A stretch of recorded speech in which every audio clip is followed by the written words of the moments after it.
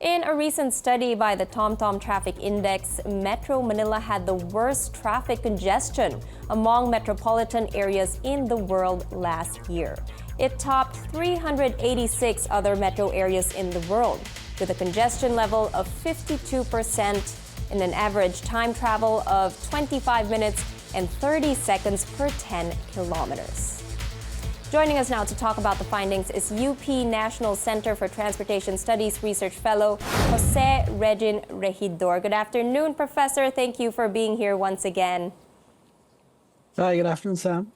So, Professor, once again, Metro Manila was ranked the worst in traffic congestion in metropolitan areas in the world. That's quite a statement. What's your take on this, and do you think it's a fair assessment?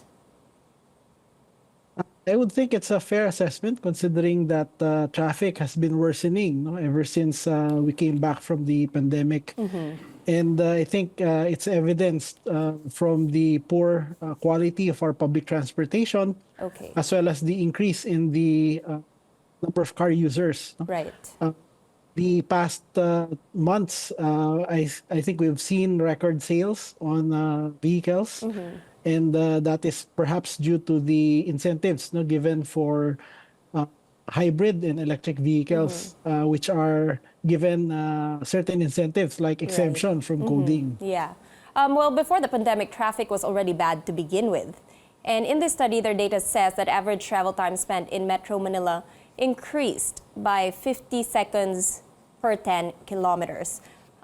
You mentioned that an increase in car sales is one of the factors, but what other factors do you think contributed to the worsening of traffic? Well, we continue to lag behind as far as mass transit systems are concerned. Many of the projects have not been completed yet. And these include, of course, the subway, MRT-7, LRT-1 extension. These are the projects that are supposed to have impact. These are supposed to be game changers in as far as commuting is concerned. But since they have not been operational, this continues to affect overall traffic. As people are now shifting to private vehicles, including motorcycles, of course.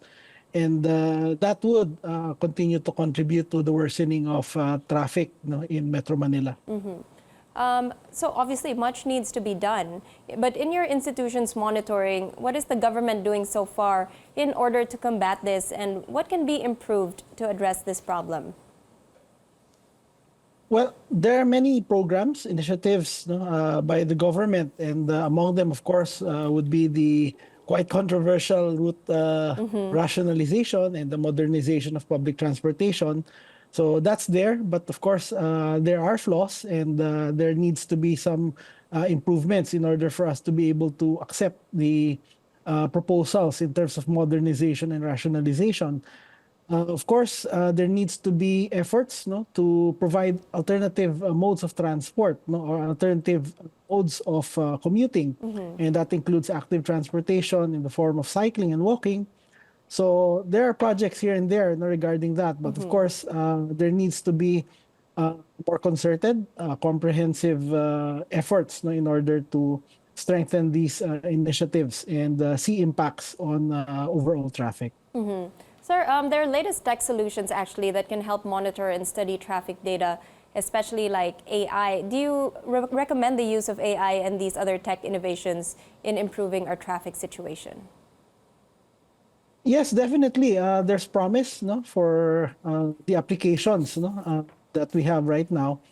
And initially, actually, many of our road users or commuters already using some form of AI in the form of maybe apps like Waze, Google Traffic, in order to guide them for the most efficient routes to take during their commutes. So I think these are able to influence how they travel, how they choose to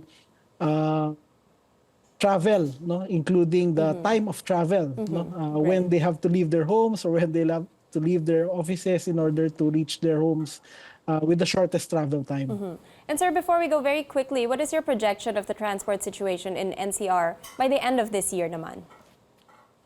I'm hopeful. No, I'm hopeful. We just started January. We just started 2024, and hopefully during this year there will be more projects that will be implemented, and of course, there will be continuous dialogue between stakeholders in the government on how to improve transportation in the NCR and the Philippines in general.